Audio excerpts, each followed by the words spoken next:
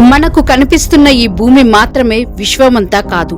భూమికి పైన 7 లోకాలు, కింద మరో 7 లోకాలు ఉన్నాయని వేల ఏళ్ల క్రితమే హిందూ శాస్త్రాలు చెప్పాయి. అవి నిజంగానే వేరే ప్రపంచాలా లేక సమాంతర విశ్వాలా? ఈరోజు మనం 14 లోకాల అద్భుత రహస్యాన్ని తెలుసుకుందాం.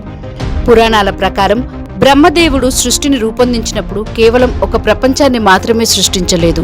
జీవుల కర్మలు, ఆధ్యాత్మిక స్థాయిలు, దేవతలు, ఋషులు, దానవులు, నాగులు నివసించడానికి మొత్తం 14 లోకాలను నిర్మించాడు.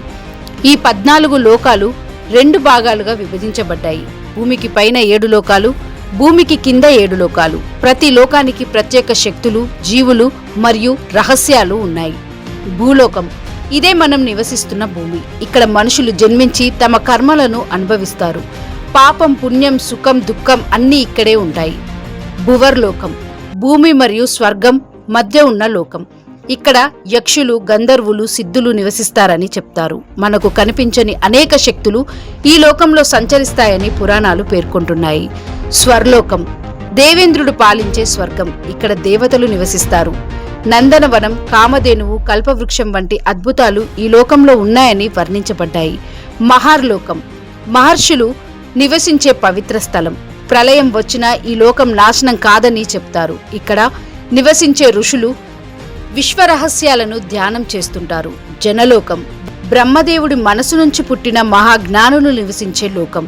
ఇక్కడ కాల ప్రభావం చాలా తక్కువగా ఉంటుంది. జ్ఞానం, తపస్సు, ఆధ్యాత్మిక శక్తులు ఇక్కడ పరాకాష్ఠకు చేరుతాయి. తపోలోకం మహాతపస్సు చేసే యోగులు నివసించే ప్రపంచం. వేల సంవత్సరాల ధ్యానం చేసే మహాత్ములు ఇక్కడ ఉంటారని చెప్తారు. ఈ లోకంలోని శక్తులు సాధారణ మనుషులు ఊహించలేనివి. సత్యలోకం అన్నిటికంటే ఉన్నతమైన లోకం. ఇదే బ్రహ్మలోకం.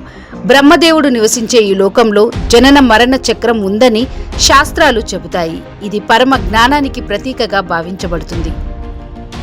భూమికి కింద కూడా 7 లోకాలున్నాయి. ఇప్పుడు మరింత ఆశ్చర్యకరమైన ప్రపంచంలోకి వెళ్దాం. చాలా మంది ఇవి నరకలోకాలే అనుకుంటారు, కానీ పురాణాల ప్రకారం ఇవి సంపదలు, శక్తులు నిండిన లోకాలు. అతల లోకం మాయాజలాలు మరియు విచిత్ర శక్తులకు కేంద్రం. ఇక్కడి జీవులు అత్యంత రహస్య విద్యలను తెలుసుకున్నారని చెప్తారు. విఠల లోకం అద్భుతమైన లోహాలు, ఖనిజ సంపదలతో నిండిన ప్రపంచం. అక్కడ అపారమైన ధన సంపద ఉందని వర్ణిస్తారు. సుతల లోకం మహాబలి చక్రవర్తి పాలించే లోకం.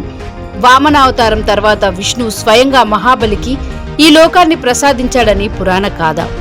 తలతలా లోకం మాయాసురుడు నివసించే ప్రాంతం. అద్భుత యంత్రం నిర్మాణాలు, తెలియని సాంకేతిక పరిజ్ఞానం ఇక్కడ ఉందని చెప్తారు. మహాతల లోకం శక్తివంతమైన నాగజాతులు నివసించే ప్రపంచం. అనేక తలలున్న మహానాగులు ఇక్కడ ఉంటారని వర్ణన. రసాతల లోకం దైత్యులు మరియు దానవుల రాజ్యం. అత్యంత శక్తివంతమైన యోధులు ఇక్కడ నివసిస్తారని పురాణాలు చెప్తాయి. పాతాళ లోకం అత్యంత రహస్యమైన లోకం. నాగరాజు వాసుకి మరియు అనేక నాగజాతులు ఇక్కడ నివసిస్తారు. పురాణాల ప్రకారం పాతాళం చీకటి ప్రపంచం కాదు, అది రత్నాలు, బంగారం, అద్భుత కాంతులతో నిండిన అద్భుత రాజ్యం. ఆధునిక శాస్త్రాలు మల్టీవర్స్ లేదా ప్యారలల్ యూనివర్స్ సిద్ధాంతాలను పరిశోధిస్తున్నాయి. విశ్వంలో మనకు తెలియని అనేక పరిణామాలు ఉండవచ్చని కొందరు శాస్త్రవేత్తలు భావిస్తున్నారు. ఆశ్చర్యకరమైన విషయం ఏంటంటే వేల సంవత్సరాల క్రితమే భారతీయ ఋషులు అనేక లోకాలు, వేర్వేరు పరిణామాలు, కనిపించని ప్రపంచాల గురించి చెప్పడం విశేషం. అయితే పురాణాల్లో 14 లోకాలు నిజంగానే భౌతిక ప్రపంచాలా లేక అవి ఆధ్యాత్మిక చైతన్య స్థాయిలకు ప్రతీకలా? ఈ ప్రశ్నకు ఇప్పటికీ ఖచ్చితమైన సమాధానం లేదు. మనకు కనిపిస్తున్న ఈ భూమి విశ్వంలో ఒక చిన్న భాగం మాత్రమే కావచ్చు. భూమికి పైన దేవతలు, లోకాలు, భూమికి కింద నాగుల రాజ్యాలు లేదా మన ఊహకు అందని సమాంతర విశ్వాలు. 14 లోకాల రహస్యం ఇప్పటికీ మనిషిని ఆశ్చర్యపరుస్తూనే ఉంది. అయితే మీ అభిప్రాయం ఏమిటి? పురాణాల్లో చెప్పిన 14 లోకాలు నిజంగానే ఉన్నాయా లేక అవి ఒక గొప్ప ఆధ్యాత్మిక సంకేతమా? కామెంట్లో మీ అభిప్రాయాన్ని తెలియజేయండి. ఇలాంటి మరిన్ని మిస్టరీ కథల కోసం NF మిస్టరీ ఛానల్ను సబ్స్క్రైబ్ చేసుకోండి.